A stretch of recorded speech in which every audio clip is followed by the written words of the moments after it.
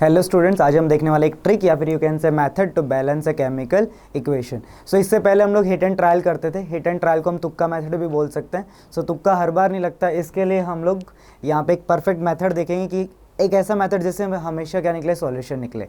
सो यहाँ पे इस मेथड को बोलते हैं coefficient method. So we will put coefficient into this equation. ये कौन सी इक्वेशन है? लेड नाइट्रेट की डिकम्पोजिशन, जिसमें बनता है lead oxide, nitrogen dioxide and oxygen gas. So coefficient रखते हैं। ये रिएक्टेंट के आगे first coefficient which is a, इसके आगे एक कोएफिशिएंट बी, यहाँ पे सी एंड यहाँ पे डी। एंड अब काउंट करेंगे हम, अब डिफरेंट एटम्स की क्या बनाएंगे, डिफरेंट इक्वेशन। सो सबसे पहले बनाते हैं लेड की इक्वेशन। यहाँ पे लेड के कितने एटम्स है? एक सिंगल एटम एंड उसका कोएफिशिएंट क्या है? A. So 1 multiply A is a. यहाँ पे बाकी लेड है ही नहीं, रिएक्टेंट साइड पे, प्रोडक्ट साइड पे लेड है। यहाँ पे लेड एक ही है एंड उसका कोएफिशिएंट क्या है? B. So 1 multiply B is B.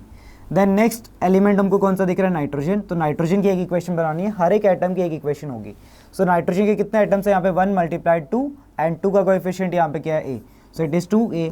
Nitrogen, अब प्रोडक्ट की साइड कहाँ पे? नाइट्रोजन डाइऑक्साइड में single nitrogen multiply 1, 1 multiply C is C. Then oxygen कितने हैं यहाँ पे? 3 मल्टीप्लाई 2 6 एंड उसका कोएफिशिएंट क्या है? 6a। और यहाँ पे हर एक जगह ऑक्सीजन है। So it is 1 multiply B, 2 multiply C is 2c and वहाँ पे क्या है? 2 multiply D, it is 2d। अब हमको तीनों इक्वेशन मिल चुकी है, तीनों एलिमेंट की। जितने एलिमेंट्स इस रिएक्शन में प्रेजेंट थे उन सब की क्या फाइंड आउट करी है हमने? इक्वेशंस। अब ये इक्वेशंस को सॉल्व करना है। अब कोई भी वैल्यू नहीं पता हमको कोएफिशिएंट की, तो यहाँ पे क्या करना पड़ता है? अज्यूम करना पड़ता है उस कोएफिशिएंट का वैल्यू 1 अज्यूम करना पड़ता है, जो मैक्सिमम टाइम्स क्या हो रहा है? रिपीट हो रहा है। सो यहाँ पे ए हमको दिख रहा है तीनों रिएक्शन में। So we will assume that the value of A is 1। Value of A is 1 and if A is 1 तो बी भी क्या हो जाएगा? 1, क्योंकि यहाँ पे दोनों क्या है फर्स्ट इक्वेशन में सेम। अब यहाँ पे ये वैल्यू हमको यूज़ करनी है बाकी इक्वेशंस में। तो यहाँ पे अगर हम ए की वैल्यू 1 यूज़ करेंगे तो सी की वैल्यू क्या आ जाएगी? 2 multiply 1 which is 2।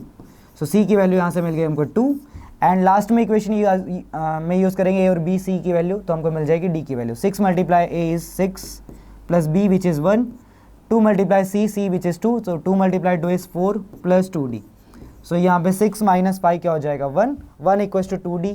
So d equals to 1/2। So हमको d की वैल्यू मिल गई हाफ। अब कभी भी यहाँ पे हमको मतलब d का कोएफिशिएंट का वैल्यू क्या मिला? हाफ। लेकिन कभी भी हम रिएक्शन को ऐसे फ्रैक्शन फॉर्म में नहीं लिखते हैं। उसको सिंप्लीफाई करने के लिए हम लोग क्या करेंगे? हाफ को 1 बनाने के लिए यहाँ पे कर सकते हैं मल्टीप्लाई 2। लेकिन सिर्फ एक कोएफिशिएंट में मल्टीप्लाई नहीं होगा, वो बाकी सारे कोएफिशिएंट जो थे a b c वो सब में भी क्या मल्टीप्लाई होगा? 2 से। सो यहाँ पे d को जब 2 से मल्टीप्लाई करते हैं विच इज़ हाफ, तो क्या आएगा आंसर? 1। जब c की वैल्यू क्या थी? 2, 2 को 2 से मल्टीप्लाई करेंगे तो आंसर क्या आएगा? 4। देन b की वैल्यू क्या थी? 1, जिसको 2 से मल्टीप्लाई किया तो आंसर क्या आएगा? 2। एंड a की वैल्यू भी क्या थी? 1, जिसको 2 से मल्टीप्लाई करेंगे तो आंसर क्या आएगा? 2। So this is your balance chemical equation.